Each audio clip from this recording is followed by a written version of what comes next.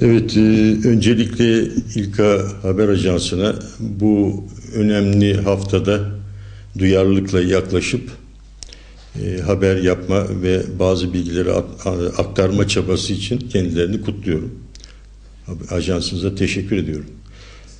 Şimdi deprem olgusu dediğimiz zaman biliyorsunuz yerküre dünyamız yaşayan bir gezegen. Her yönüyle yaşayan bir gezegen.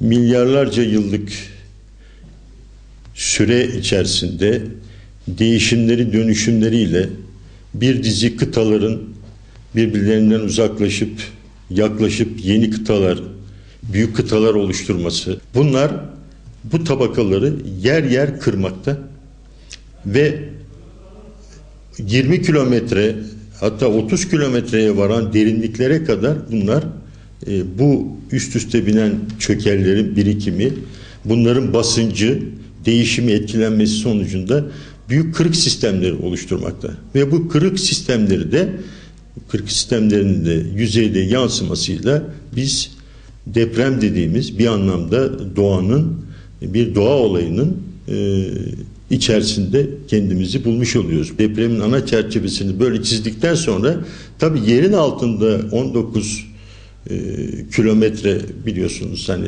odaklanma anlamında söylüyorum, bir de Van depremindeki espriye de baktığımız zaman, konuya da baktığımız zaman neydi? İşte 19 kilometre, 18 kilometreye kadar aşağıda olan bir fay, bir kırık sisteminin tezahürü anlamında gördük.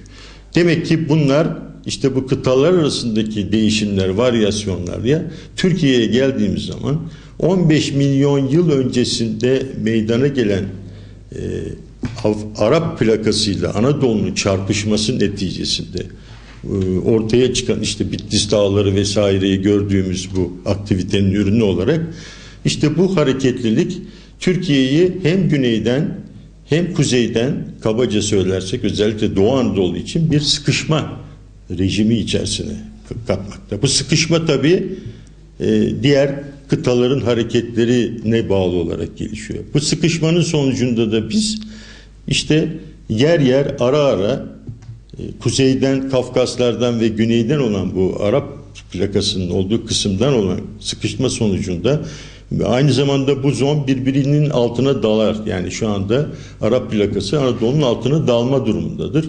Ve bu hareketliliğe bağlı olarak da biliyorsunuz çok yakın zamanda bu kırık sistemler olarak bir Kuzey Anadolu fayı, daha İran'a kadar devamını aldığımız ve Yunanistan'a kadar devam eden bir Kuzey Anadolu fayı, bir de Doğu Anadolu fayı dediğimiz bu Hatay'dan Ölüdeniz dediğimiz buradan alıp direkt işte Varta üçgeni ve bunların kesişim noktasında Muş dolayında bir yerde kesişen bir konum arz etmekte ve bunları da biz çeşitli derinliklerde meydana gelen bu kırılmalar ve bunların devamlılıklarının sürdürülmesi, işte bu stres, gerilme, basınca bağlı olarak karşımıza çıkacağını ve çıkmış olduğunu görüyoruz yani.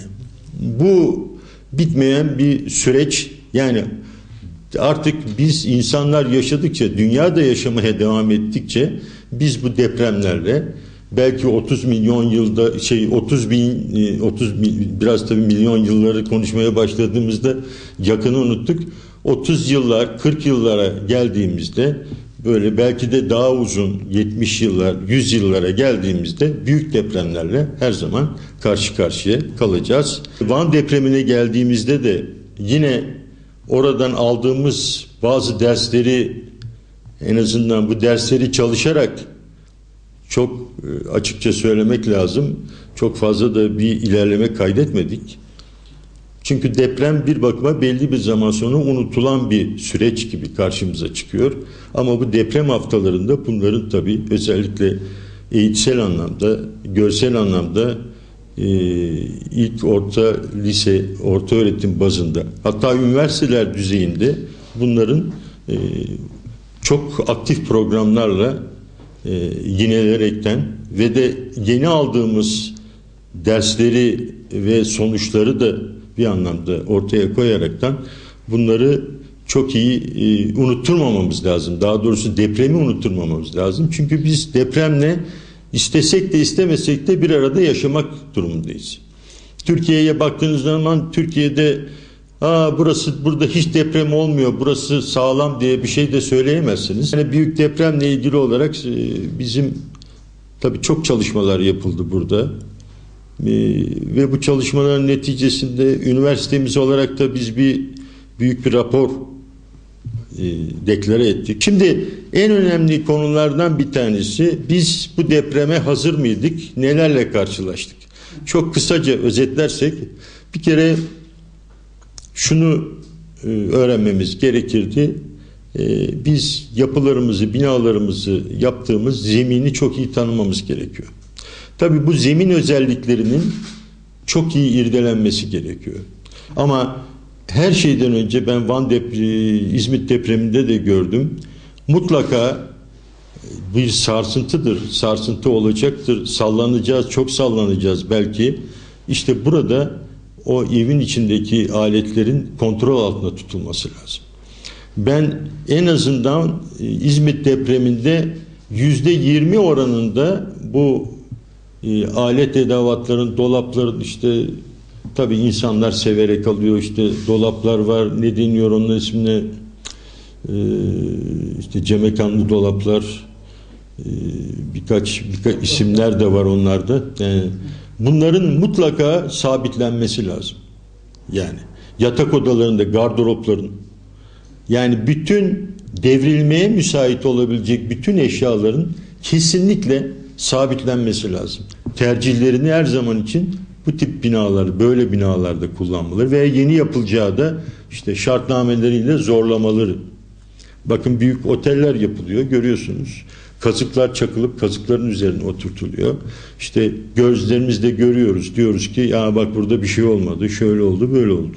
Yani bu en önemli ortaya çıkan kusur, eksiklik inşaatlarda. Uluslararası Deprem Sempozyumu yapıyor üniversitemiz. Özellikle Mühendislik Mimarlık Fakültesi düzenliyor bunu.